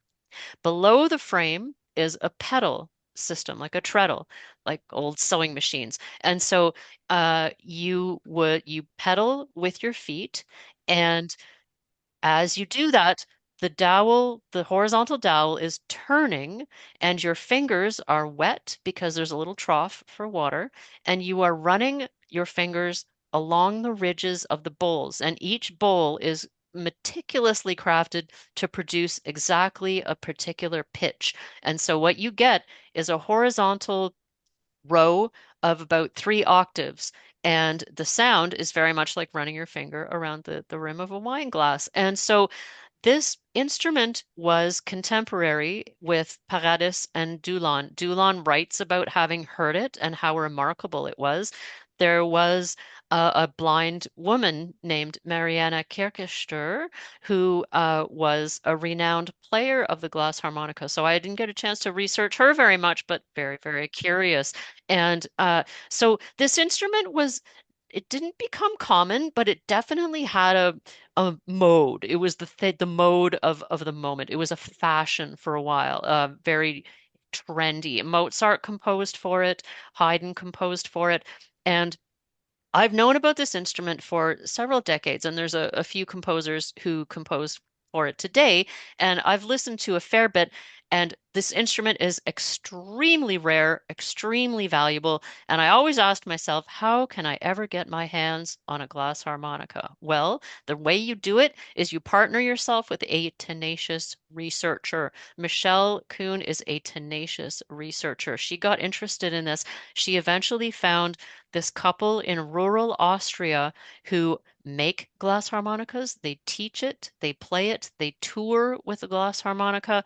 They also feel that it's an instrument of healing, and the this is an idea that was contemporary with in the late 1700s that some people felt that the tones of the glass harmonica had healing abilities. So Michelle and I took a day trip outside Vienna, and we went to visit these people in their home. So gracious, lovely, lovely people, rural Austria. And so the audio that we're going to hear is there's some built-in description of a rural a mountainous landscape, but that's not the photo that you're seeing. But the beginning is an AI generated description of a photo that did come from that area. And then after that, we're going to hear a piece that was composed by Mozart. It's being played by this woman, Krista, in her living room for us. And I have to say, I wish there was a word in English for the sensation of having a decades-long dream come true. I was in the same space as a glass harmonica, listening to it being played. I eventually did get to play it myself. This trip was bursting with thrills. I know I'm sounding like I'm making it up, but every day of this trip had something really exciting in it. So sit back and relax and get your woo-woo goggles on because this instrument is very interesting. So Rick, when you're ready, you can play the audio for 8, please. Hi, this is Rick here. Just because we have an image of the glass harmonica on the screen, we're gonna skip the mountain description and Oh, go can you straight to do the that? music. Yes. Thank you. Perfect.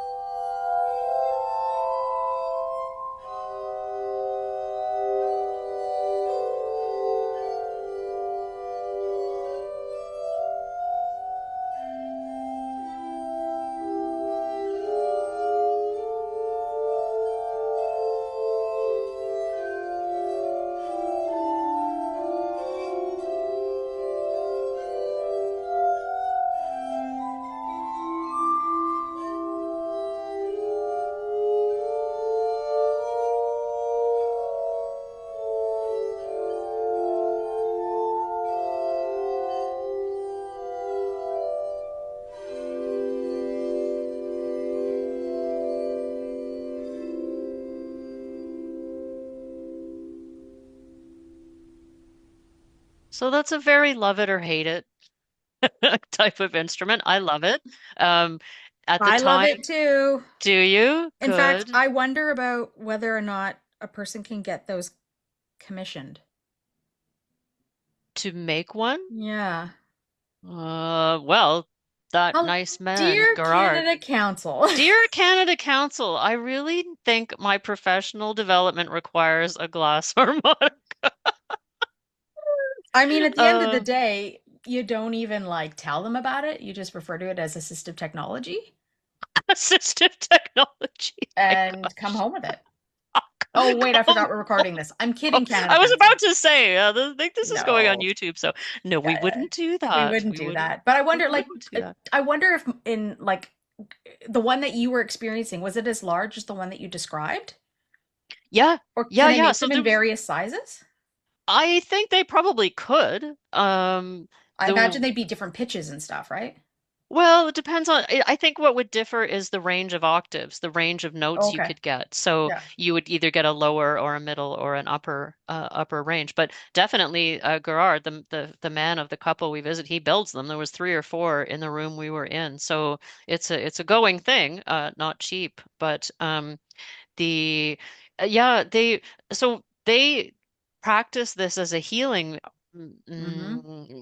as well. So they talked about people who come to them for a kind of therapy that involves this. And so Dülon definitely heard it. Paradis absolutely heard it for the following reason, which is quite a rabbit hole that I won't go down all the way, but you've heard the word mesmerism, and that comes from a German healer named Anton Mesmer. And he treated Paradis to try and regain her vision. Everyone thought that you should regain your vision. So they did all sorts of horrible and not so horrible things to try and make that happen. And his one of his tools of healing was the glass harmonica. And so Paradis definitely would have experienced this in a good context of it being used as a healing. So both of those elements of it still exist today. So that was a dream come true land moment for yours truly, because I've always wanted to experience that in real time. Um, Incredible. yeah, yes, absolutely, truly. And so we're going to go back to Vienna. And if you remember, Auersperg Palace, the concert venue with the lovely library, lots of nice wood and the big stove, we were there for dinner, which was fabulous, and for a show. And this was truly a show. And very much sort of meant for the tourists. And because it was a lot of popular classical pieces. The venue was beautiful to me because it was very small. Maybe there was 100 people, 200 people.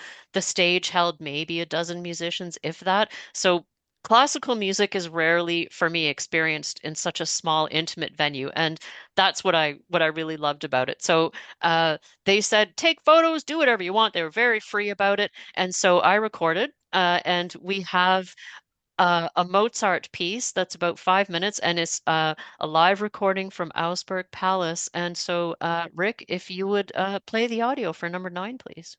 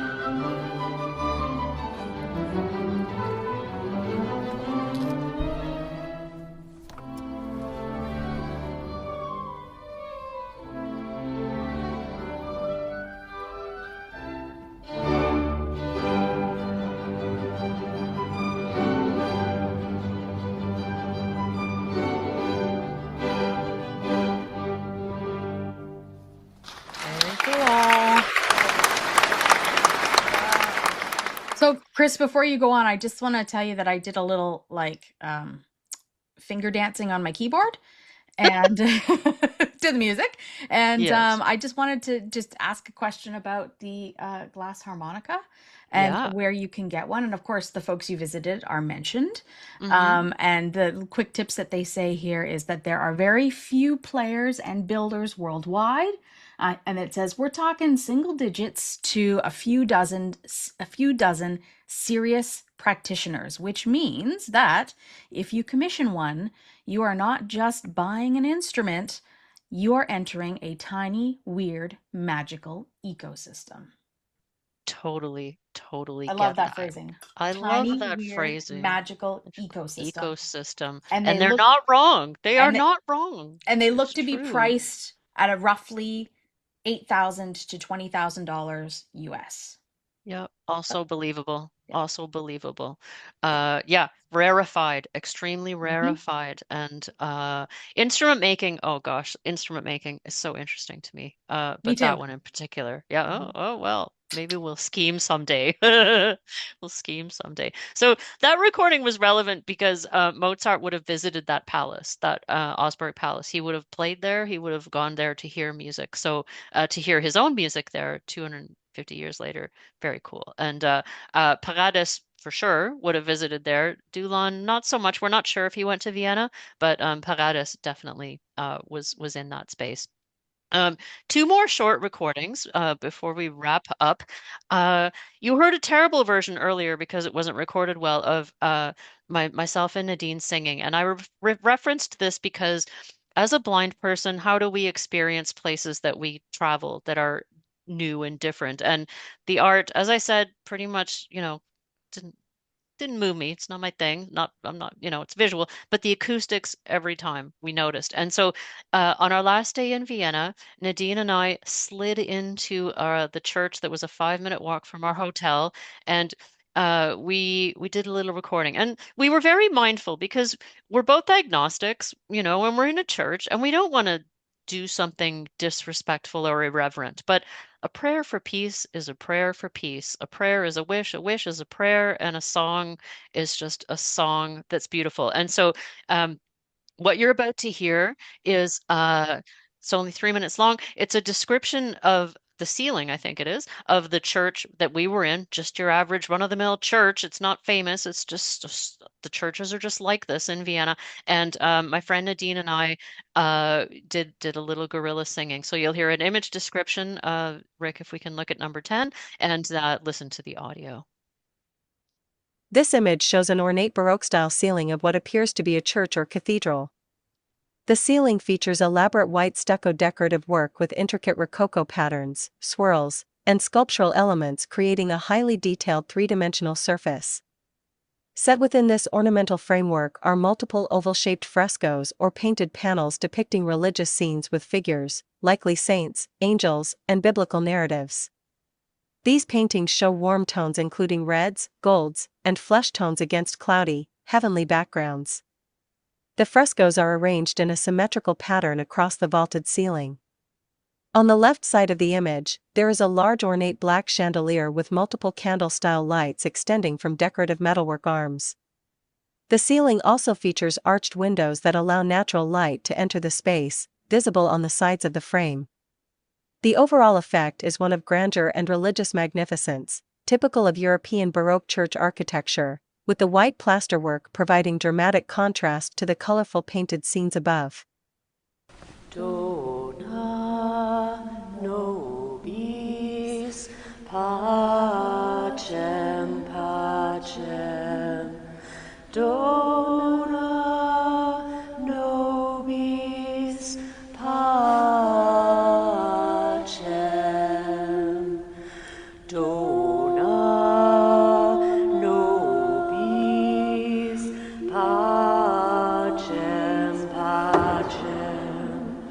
Dona Nobis Pacem. Dona Nobis Pacem, Pacem. Dona Nobis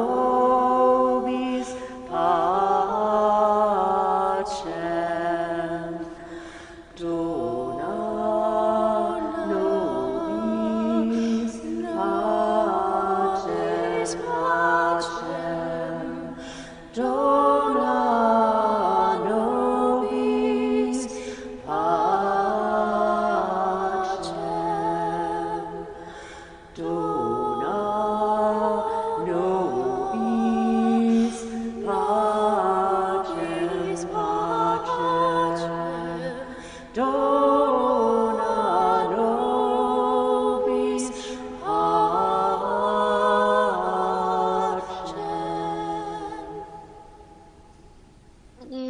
I have goosebumps. I have goosebumps.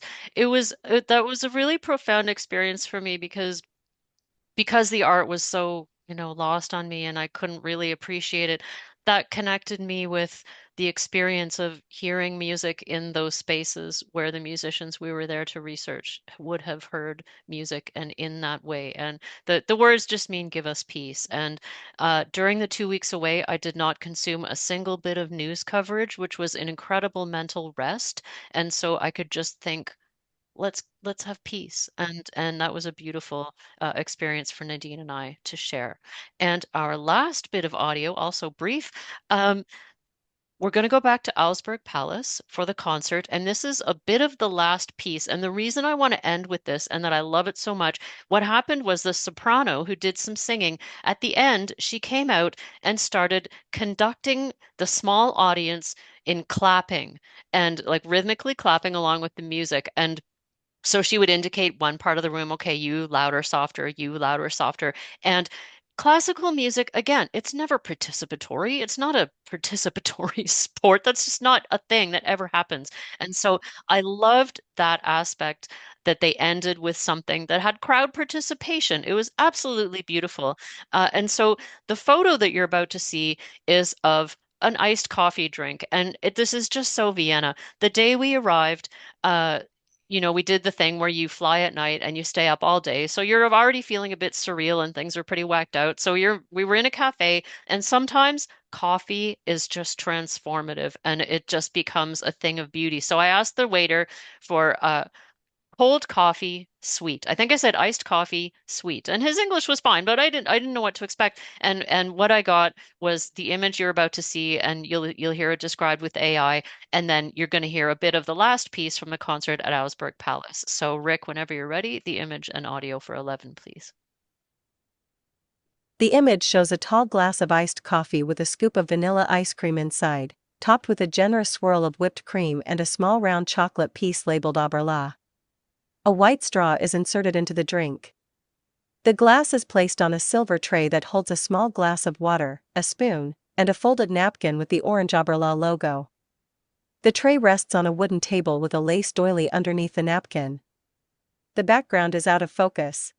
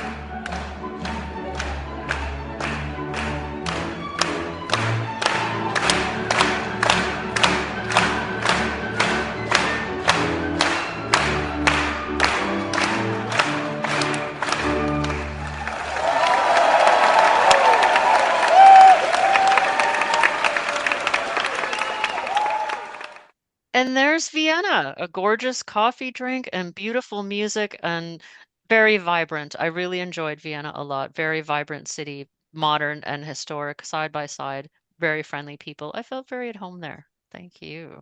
So when are you going back? know. Feels like a tremulous time to travel. Not sure that European trips are on my bingo card for a little while, but Did you have boy. difficulty with the travel in terms of logistics in that way?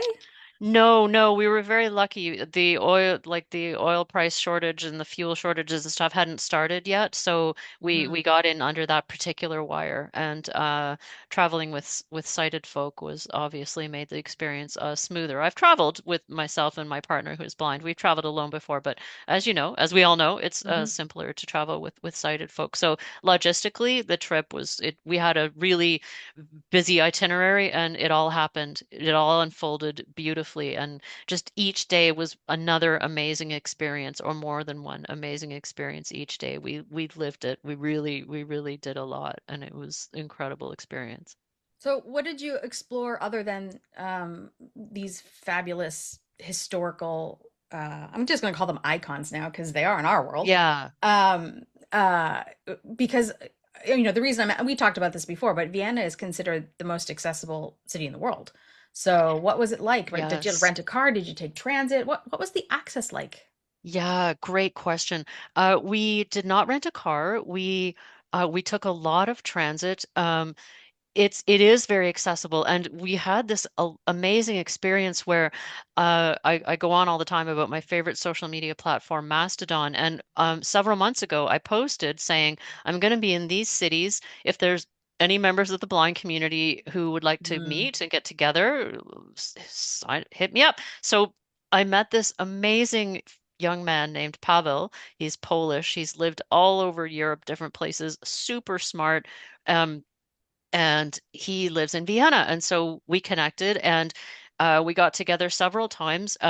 He is all about accessibility. He's a digital accessibility trainer. So he was able to cue us into some stuff that we wouldn't have even noticed. So there's a lot of audio traffic signals, very, very prominent. And here's the cool part. I mean, that's cool enough, but when you press the button on the back of the device is a little tactile diagram. And once you learn to read it, what it shows you is what the intersection is like. So there's different tactile indicators of that's a bike lane, then there's a car lane, then there's a tram lane, then there's another car lane, then there's another bike lane, and there's the curb. So this accessibility is baked into each audio traffic signal. Amazing level. In fact, it's an award-winning piece of accessibility that Vienna is rightfully very proud of. They're actually The exploring those here in Vancouver. I've been involved in a couple of testings of Ooh. those at Mm, bus stops in particular, because now mm, there's these floating bus stops. ooh. So there's a Oh. little map because, or they want to install these little tactile maps. Mm, They wouldn't necessarily be under the button because they're bigger than just the intersection, but mm-hmm, it's like, where's the sidewalk? Where's the bike lane? Then you mm, have to cross a bike lane to get to the bus, and you're kind of in the middle mm-hmm, of the road when you get to the bus, and right, mm-hmm. so it's navigating the whole bus stop area with this tactile map because each one's going to be different. Yes, There's no yes, uniformity between exactly. them. Yeah. Yeah, and another accessibility measure that Viennese blind people have access to, maybe it's all of Austria, you get a certain number of hours of personal assistant per week per month. And Oh. so I wasn't able to attend this, but my partner Jason went with Pavel to a monthly gathering of Viennese blind people where they go to a new restaurant each month. And my partner said that many of the blind attendees had companions with them who were their monthly hours of attendant assistance. So that's sort of baked in to the system. And I do think there's also a universal basic income for people with I disabilities, think there is particularly too. blind people. Yeah. Yeah, so, but the other side of that is there's the transit system is extensive and very thorough, and I'm not sure all of it has elevators and escalators. Like my colleague Michelle has a bit of knee trouble, and there were times when she was not happy creeping down the stairs. So I had this sense that, and this is particularly in Amsterdam. There's lots of areas that are completely car free, which is fabulous for every reason except one, which is that for me as a blind person, there's sometimes where I just get to the end of my tether. I have no more spoons for any navigation, and please just let me get into a car and Yeah. let me call an Uber and just please let this end. But in Amsterdam and parts of Vienna as well, you just literally can't do that. And so unless you know the transit system very well and can navigate it,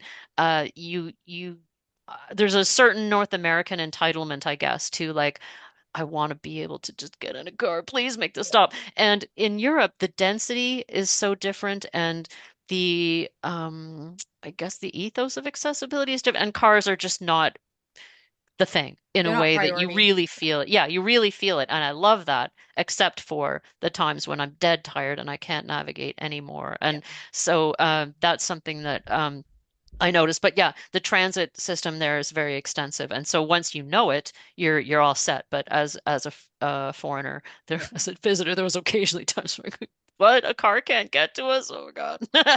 There's So, but it, yeah. those are called Woonerf streets, where there's no Oh. cars. Again, I Oh. know this because they explored those here on the North Shore where I live about Mm-hmm. 15 years ago when I was on one of the city committees, Mm-hmm. where there are no cars, but also since there are no cars, there are no curbs.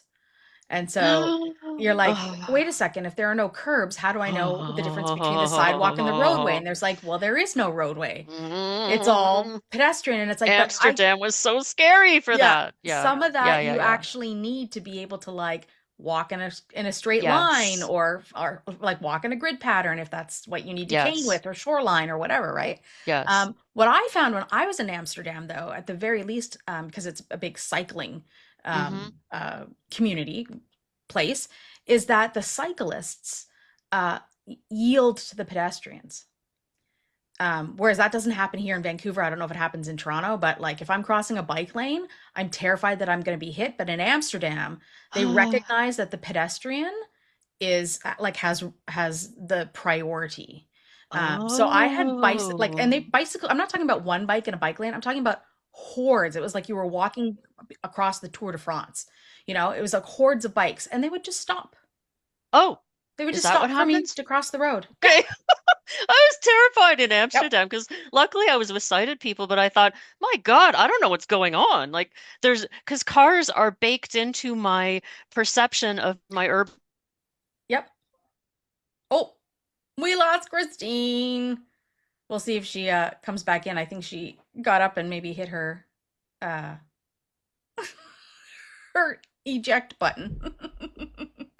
So we'll give it a minute and see if Christine joins us back. But in the meantime, if folks want to maybe share anything, maybe you've traveled to Vienna or any other place, you want to share with us a bit about accessibility in those places, or we don't actually have Christine to have some questions with, but I'd love to know if anybody has any thoughts about what they experienced tonight. Well, I'm going to send Christine a quick text message and let her know that she's not with us anymore. Any thoughts from the group? So for me, it's Ben from Kamloops. We actually recently actually got those floating bike lanes, and that was kind of those. I know those are wild. The floating bus stops? Yeah. Yeah. They are a little dangerous. They are. Yeah. So how are you navigating those, Ben? Challenging with my supports, but it's doable. Right.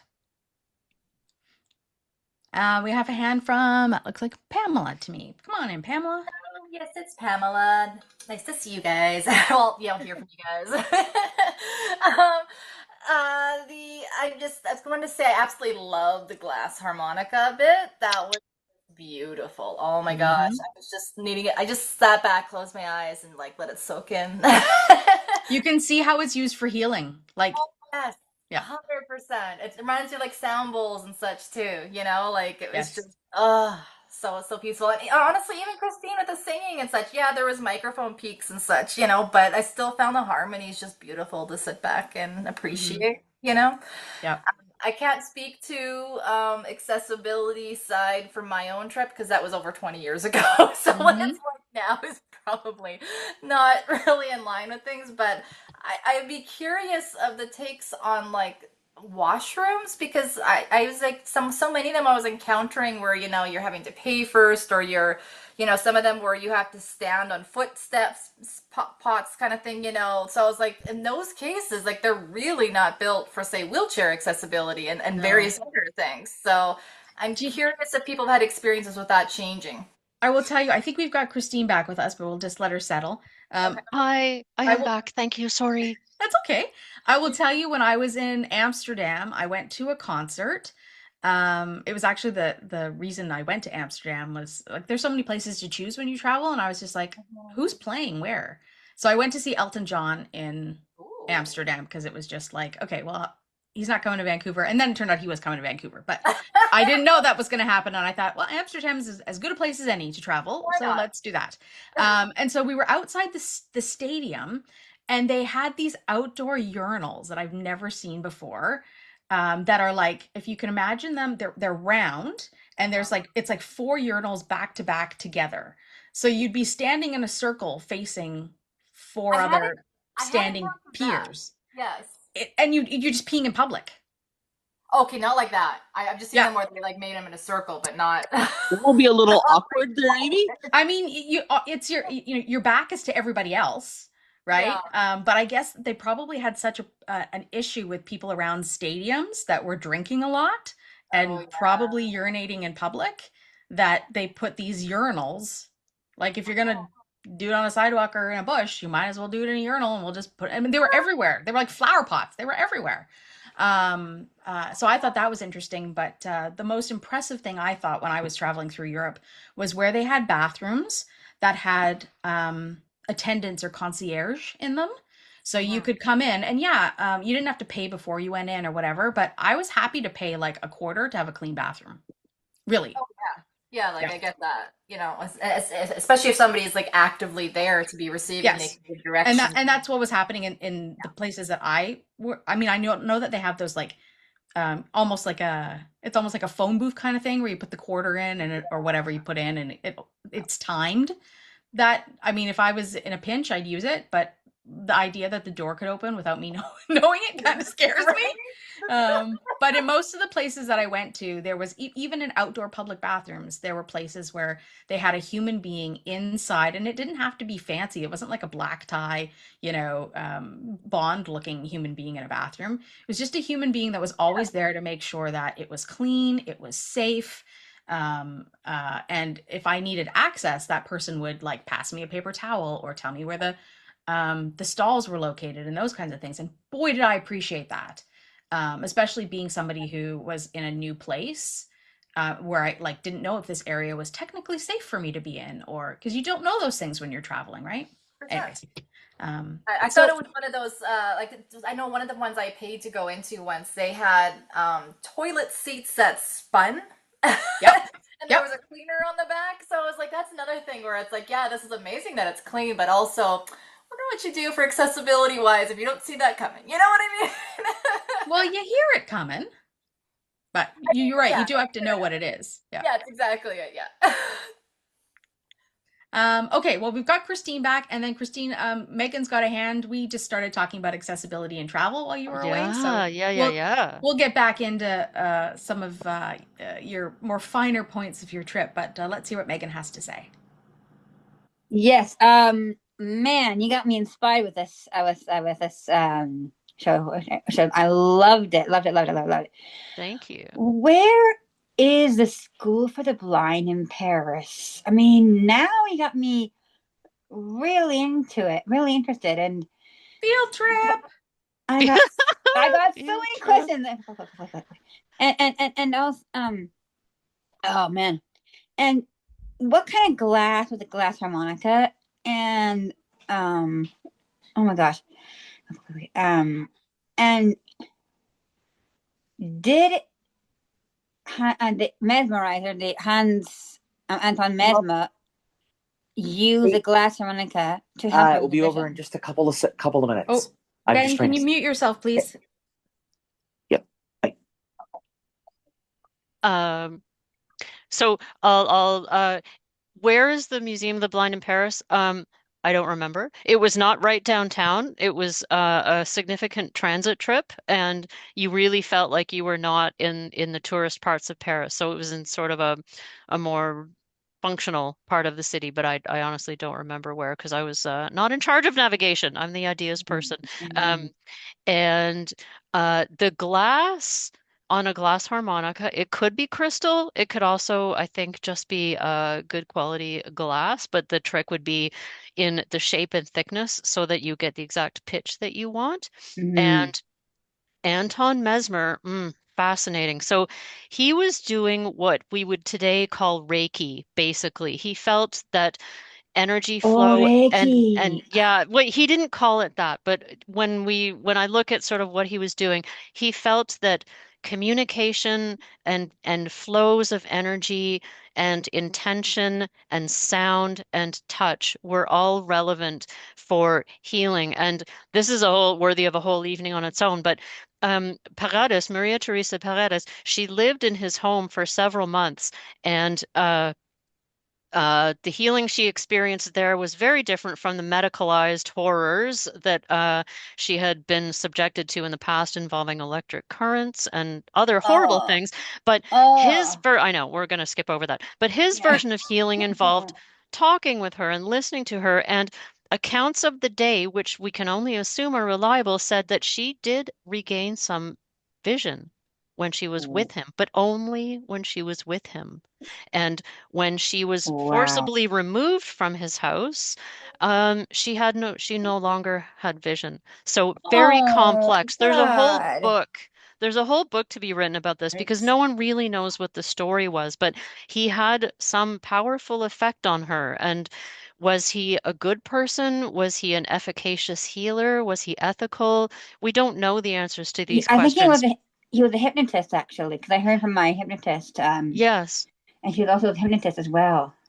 Yes, well, that's where we get the word mesmerize from, is from Anton Mesmer. Oh. And so that's part of what we can be grateful to him for is the idea of hypnosis in healing today is accepted as a modality of healing and psychological understanding. But at that time, he was inventing, he was creating. And so what he did at the time was considered charlatanry, and the medical establishment wanted nothing to do with him, but really he was doing some Gotcha. extremely innovative work. And whether he was a good person, it seems like he was, but it's all a bit shifty. It's all unclear. But the glass harmonica was one of the tools he used for healing. So sound and touch Oh, and intention and I should hypnosis. try that.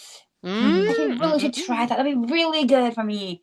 And mm-hmm. also, yes, also the composing board. Oh my gosh, I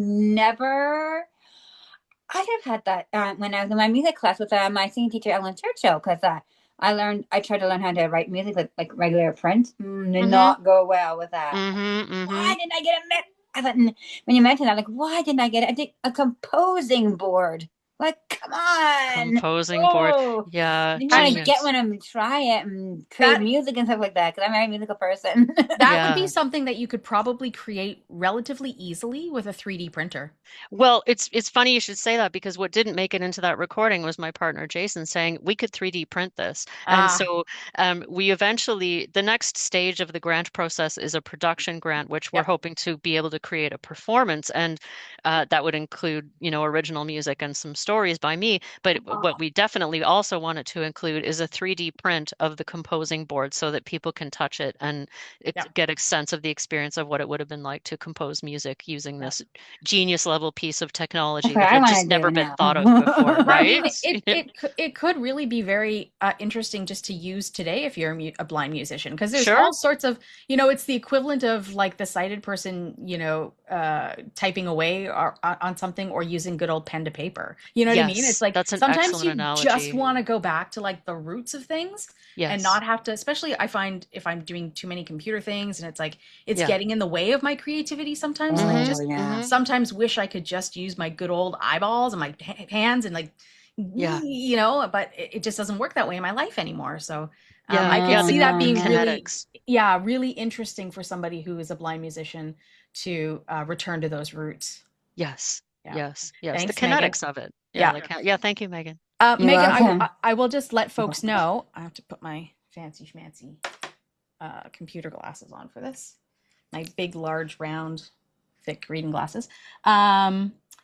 The School for the Blind in Paris, founded in 1785. Oh, you're so quick. Yeah, you know, I tried. Is because it's still open, is number 56 Boulevard. Get the name of this. 56 Boulevard des Invalides.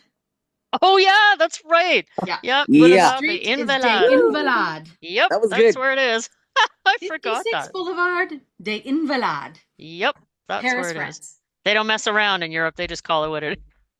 Nope. We're a lot of handicappers in Europe. Invalid Boulevard. That's where it is. Thank you. I forgot that. Yeah, we had a giggle about that at the time. You kind of have to, otherwise, you well, know, what then you else, have to cry. Right? Then you have right. Yeah, you might as we well. went so far forward, and now we're so far back. Okay, so we're gonna go to Karen next, and then we're gonna go to somebody who's just labeled as a phone number. But let's go to Karen first, and then we'll move on. Come on in, Karen.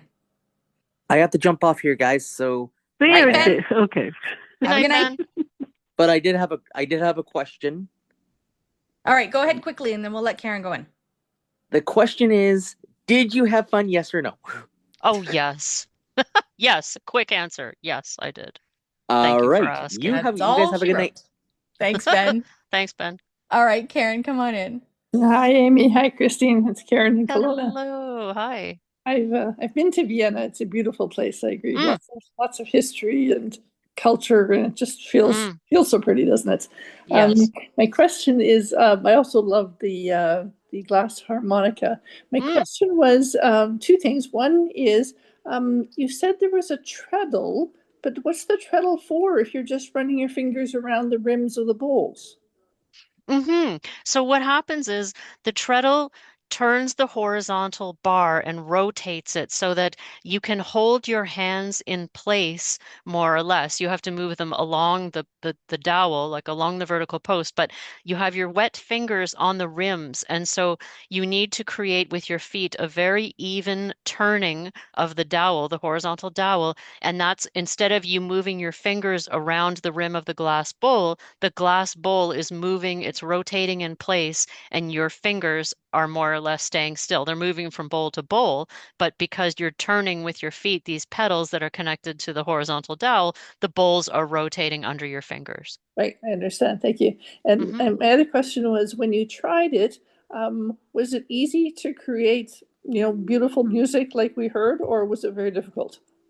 It was surprisingly, I'm not going to say easy to create beautiful music, but it was not difficult to create sound that was pleasing to the ear. Like I couldn't pick out a tune and play it, but I could produce the sounds in the way that you're supposed to. And I have enough they just all sound good together. Even if they're a little dissonant, they all still work. And so my experience of playing it was absolutely profound. It was so exciting to have this instrument under my hand, and it didn't sound bad. And I'll just say it. The lady was a little impressed. She said I picked it up pretty fast. So I was pleased about that. But yeah, it was not difficult to create something that sounded pleasing to the ear. Great question. Wonderful. Thank you. It reminded me a little bit of the theremin. Yeah, the theremin. He also, this guy, Gerard, he also makes something called a veraphone, which is some kind of instrument involving glass tubes that I didn't get a chance to see, but these people, they're amazing. They started out as orchestral violinists, professional touring violinists, and they got interested in these unusual instruments, and now they still tour with violins, but sometimes they tour with a glass harmonica as well, and otherwise they're tucked away in this little rural mountain town in Austria. Quite amazing. Wonderful. Thank you. Thank you. Sounds very Heidi-like. It was picturesque, very picturesque. Okay, now we've got our guest on the good old telephone. So I don't have a name, but I know you have a hand. I think I did unmute myself. Yes, I did. Oh, before I ask my question, I have to gush about your unbelievably amazing sound quality in some of those difficult areas, and the way that you narrated and put us in the room with the creative. This is just, I want to go, what microphone is she using? What Zoom H1. I mean, Thank you. just Thank you for honestly, noticing when I got it right. Yeah. Oh, man. From a production standpoint, it sounds absolutely Oh, fabulous. thank you. Thank you. Now, my question, though, for you, as a musician in your own right, what did you take away from, say, Dülon's creative process and musicality process that you think you can apply to your own artistry? Wow. Wow. That's a great question. I'm less of a composer than they are. I write maybe one song per year, so I have a little trouble relating to the genius level musicality and the productivity. Like Paradis she wrote operas, and Dülon wrote dozens of things. And so the prolific nature of that was hard to relate to, but where I did relate was in the stories that we can find, particularly from Dülon, where he meets other musicians. And so he traveled a lot and gruelingly, as I referenced. So he'd be in a new town every day playing. And so his autobiography is full of these gems, like you'd play with whoever the local accompaniment was. And that might just be the community orchestra. And the violist of the community orchestra might be a shoemaker, and the violin player might be a metalsmith of some sort. And so you didn't have professional orchestras in the way necessarily that we think of them, but when you traveled, you met musicians and musicians and musicians. And so the thing that I identified with most and sort of took with me is the confidence that I feel as a musician to bring whatever I have. And I'm not classically trained. I know how to do what I know how to do, and I'm the level of competence with it.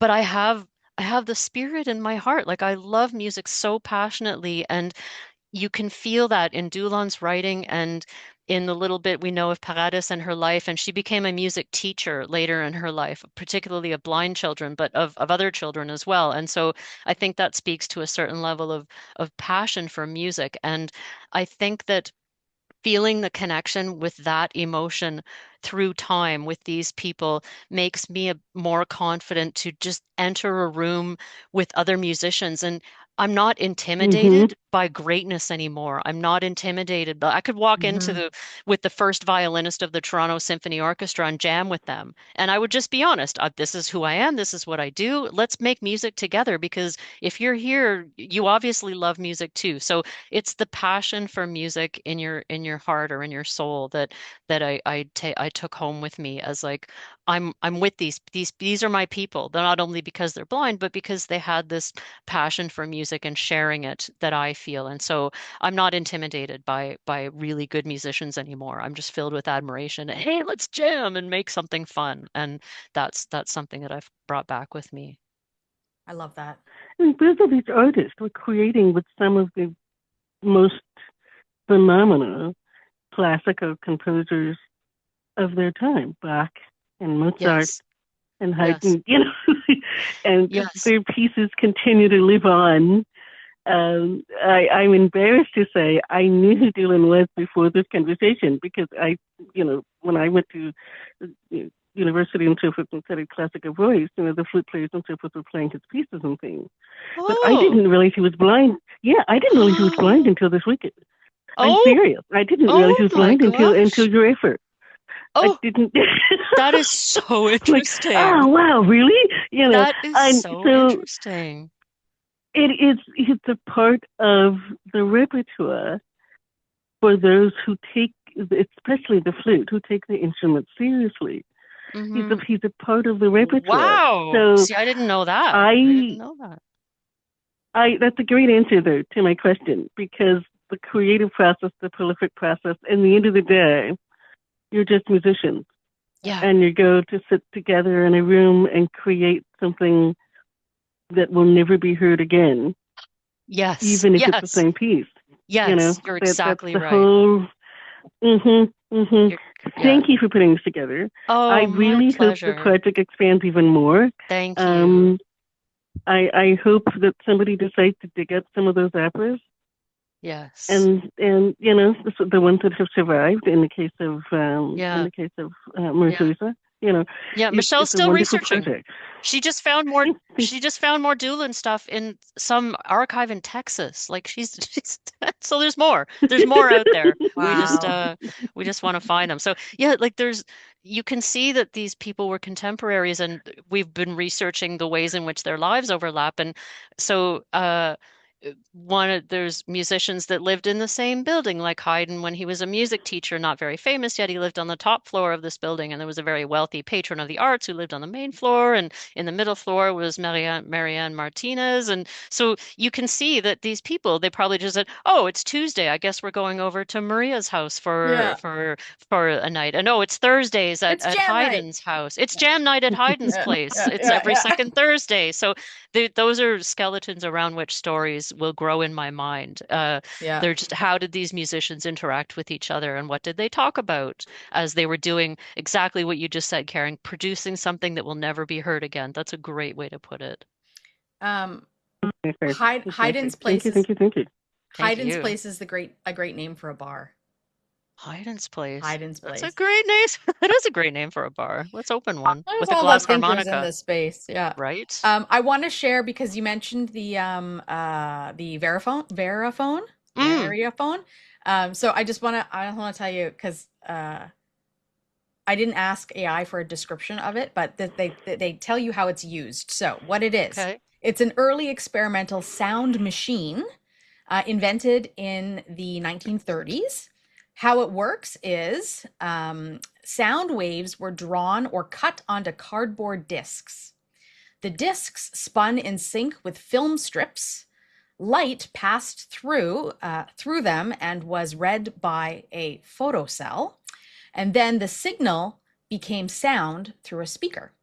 So in other words, it says you could literally, quote, draw sound and then hear it.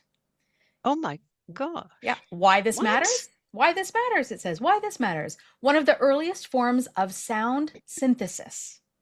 So it's a precursor to electronic music, sampling, waveform design. So there you go. Oh my From the gosh. 1930s. We're all full of fun music. The world is full of interesting things, and there's Amy to just get it out for you. Well, time flat. I was so curious about it, so I thought before I forget what this instrument is called, I better look it up, because thank you. The minute I lock off, we'll be like, it's time for bed, and it's gone. It's gone. You got it. Got it. Speaking of time for bed, my friend, it's the future for you. It certainly is. Yeah, you're in Tomorrowland already? I'm in Tomorrowland. You are it's just true. in Tomorrowland. So maybe what I'll do is I'll say thank you for this. We could talk about this all night, but I'm sure you're going to come back when you have some of your stories written. Yes, please. And share them here. And I would be so thrilled if you would be able to take the music that was translated into flute and translated into guitar. I would love to hear you play that or create some kind of lyric to that, because the music's already composed. Yes, right. But you could create some kind of lyric about your experience or something. I don't know. We're working on. Michelle and I are stewing and brewing about stuff like that. So there'll be more collaborations and more stuff to come. So absolutely, I hope to come back and share more of it with you. Thank you so much, as always. It's always a treat to be here. Thank you for this. You always know you're always welcome in the space. Whatever propose or whatever you want to do. And thank you. I hope when you go to sleep tonight, you have fond memories and fond dreams of where you've just been and where you get to go. Will. Yeah. Visions of sugar plums dancing in my head. You got it. Thank you, everyone. Have a lovely evening. Have a lovely night, everyone. VocalEye, vocaleye.ca. Special thanks to our funders, the Canada Council for the Arts, the British Columbia Arts Council, the Province of British Columbia, and the City of Vancouver.